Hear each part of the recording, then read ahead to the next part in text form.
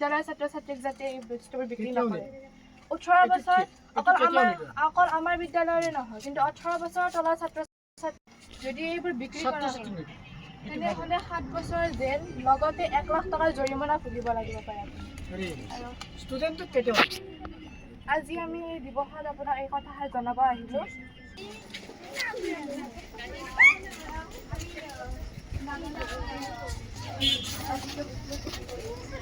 কিন্তু নিয়মমতে বিদ্যালয়ৰ পৰা 100 গজৰ আঁতৰতহে এইবোৰ বিক্ৰী কৰিব লাগে, কিন্তু আপুনি বিক্ৰী কৰিছে বাৰু। কিন্তু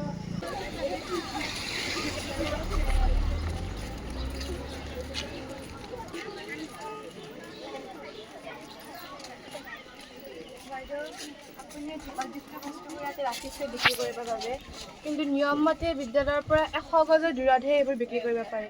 আমাৰ বিদ্যালয়ৰে বা যিকোনো বিদ্যালয়ৰ বা 18 বছৰৰ তলৰ যিকোনো ছাত্ৰ ছাত্ৰীক যাতে আপুনি এইবোৰ বিক্ৰী নকৰে, কাৰণ এই বিক্ৰী কৰাৰ বাবদ আপুনি আইনমতে 7 বছৰ জেল আৰু 1 লাখ টকাৰ জৰিমনা ভুগিব লাগিব পাৰে।